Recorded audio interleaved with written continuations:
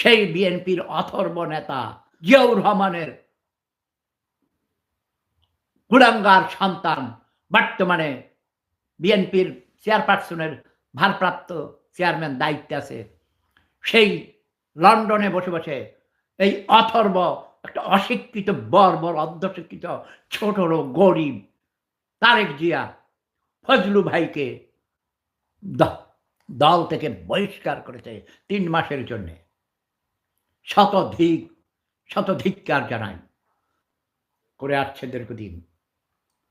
গত ১৪ মাস যাবৎ যারা ক্ষমতার লোভে আমাদের প্রিয় প্রধানমন্ত্রী, মাননীয় প্রধানমন্ত্রী শেখ হাসিনাকে যেই কালো হাত, কালো শক্তি ক্ষমতাচ্যুত করেছে, তাদের বিরুদ্ধে তিনি সত্য কথা বলার কারণে বিএনপি নামক একটা অথর্ব দল থেকে এই মহান বীর মুক্তিযোদ্ধাকে, মুক্তিযুদ্ধের অন্যতম সংগঠককে, যিনি আমার ইমিডিয়েট বড় ভাই মরহুম নুরুল ইসলাম মজুমদার সহ একই ক্যাম্পে ট্রেনিং দিয়েছেন মরহুম শ্রদ্ধেয় সিরাজুল আলম খান দাদা, the main architect of Bangladesh liberation war.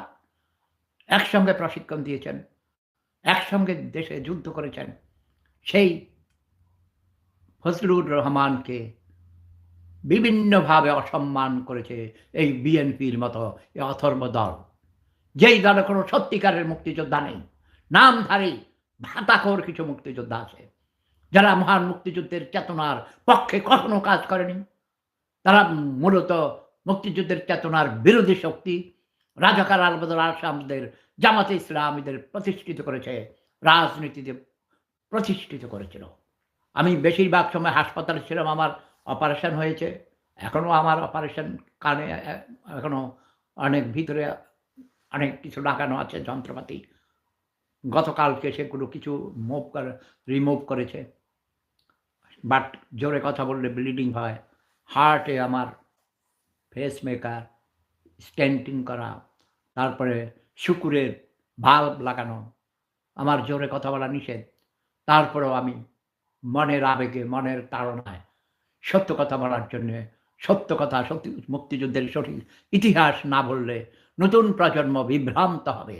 গত ৫৪ বছর যাবৎ আমাদের নতুন প্রজন্মকে, যাদের বয়স এখন ৫৪ বছর, যাদের বয়স এখন ৬০ বছর, তারাও তো তখন ছোট বাচ্চা ছিল। তারা তো বুঝতে পারেনি মহান মুক্তিযুদ্ধের সঠিক ইতিহাস কি, জানতে পারেনি।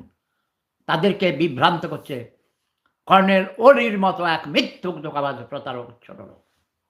আপনারা মুক্তিযুদ্ধের সঠিক ইতিহাস জানতে হলে ১ নম্বর সেক্টরের মাননীয় কমান্ডার মেজর রফিকুল ইসলাম বীরুত্তমের লেখা